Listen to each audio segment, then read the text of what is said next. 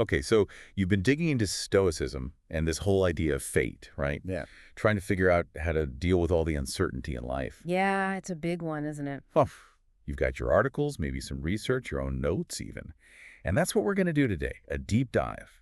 Pull out those key insights, see what the Stoics actually said about fate, and how maybe it can help us find a little bit of calm in all the craziness, You're right, right. Because, let's be honest, the world can feel pretty unpredictable.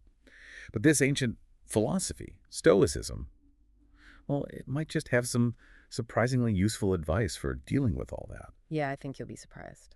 So where do we even begin, I guess, with how the Stoics actually saw the universe, what they even meant by fate, and how we can use those ideas today, maybe even get on board with this whole Amor Fati thing. That's love of fate, right? Exactly, love of fate. And it's not about being passive, but more about finding a way to not just accept, but actually, well, love what happens. Okay, love what happens. I like that. But first, we need to understand the basics. Absolutely. To really grasp the Stoic view of fate, we have to start with their understanding of the physical world.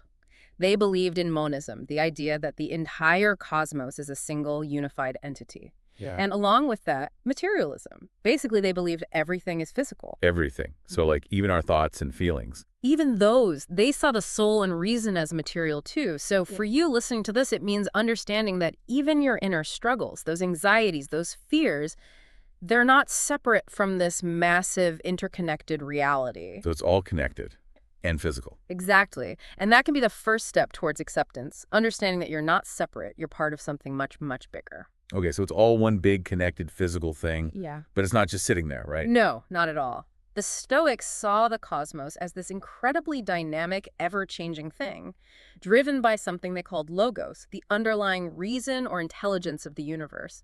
You can almost think of it as a kind of cosmic blueprint. Okay, so like the universe is thinking in a way. In a way, yes. And there's another term they used, pneuma. It's like a vital force, a fiery, energetic substance that animates everything. So logos is like the plan, and pneuma is the energy that makes it happen. That's a really good way to put it. And holding it all together, giving everything its form, is telonos.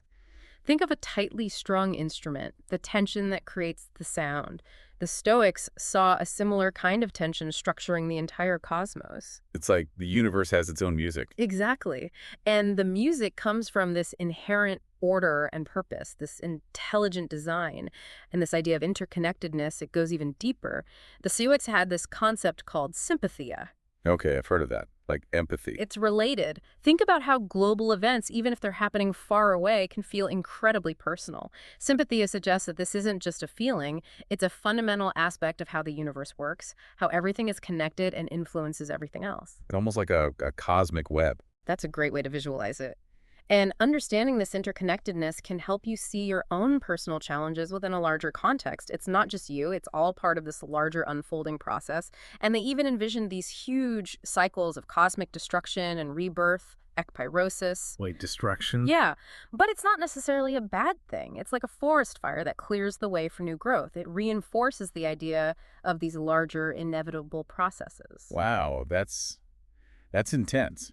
But it makes sense. Everything changes, even on a cosmic level. Exactly. Change is the only constant. And building upon this idea of a rationally ordered cosmos, the Stoics had a very specific understanding of fate. It wasn't just random chance. They saw it as the unfolding of that rational order, the logos or nature itself. Okay, so events happen for a reason, even if we don't see it. Right. Everything unfolds according to this larger plan. And that brings us to causal determinism. Your sources probably talk about this idea of everything being interconnected, following a strict chain of cause and effect. Like dominoes. Perfect analogy. For the Stoics, every event is the inevitable result of what came before. They believed, theoretically, the future could be predicted if you knew all the preceding causes. So everything is predetermined. In a way, yes. And this is why acceptance is so central to Stoicism. Because if everything is unfolding according to this grand plan, resisting it is ultimately pointless. Okay, so if everything is already set, where does that leave our freedom? Like, do we even have a choice? That's where compatibilism comes in. The Stoics argued that we do have freedom and responsibility even within this predetermined system. Our choices, how we react, they are part of that causal chain. Wait, I'm a little confused. How can I be free if everything is already determined? Think of it like this. Our decisions are links in that chain of fate. We can't control the events that happen to us, but we can control how we respond to them. Chrysippus, one of the major Stoic thinkers, used the analogy of a dog tied to a cart. The dog can choose to run alongside the cart or be dragged behind it.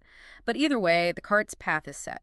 Oh, I see. So it's about choosing to go with the flow rather than fighting against it. Exactly. And for the Stoics, even what appears to be random chance is simply a matter of us not yet understanding all the underlying causes within this vast interconnected system. There's a famous quote from Seneca that captures this perfectly. Fate leads the willing and drags along the reluctant. It's all about aligning yourself with what is. That's powerful. So how does this all apply to, the uncertainty we all face in our lives? Well, think about all the challenges you're facing, the global events, the personal setbacks.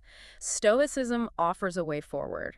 By focusing on what you can control, your judgments, your actions, and accepting what you can't, you can find a sense of stability amidst the chaos. It's like finding that eye of the storm. Exactly. It's about recognizing that even in the midst of uncertainty, there's still this underlying order, this sense of purpose. So the takeaway here is that Stoicism gives us a way to understand uncertainty, to see fate not as random chaos, but as part of a rational, meaningful order. And the power lies in shifting our focus to our own responses. And remember, acceptance doesn't mean passivity. It's about directing your energy wisely. This concept of Amor Fati, loving what is, can be incredibly powerful for building resilience and finding meaning in all experiences, even the tough ones. So here's something I want you to consider. Think about one area in your life that feels really uncertain right now. Maybe it's your career, your relationships, or just the state of the world in general. Whatever it is, try to shift your focus. Yeah, how would it change things if, instead of trying to control that uncertain event, you focus on your reaction to it? Could that change your perspective? It's about becoming the dog that willingly runs alongside the cart. Love it. Find your own way to move with the current instead of fighting against it. Well, thanks for diving deep with us. It's been a pleasure. We'll see you next time.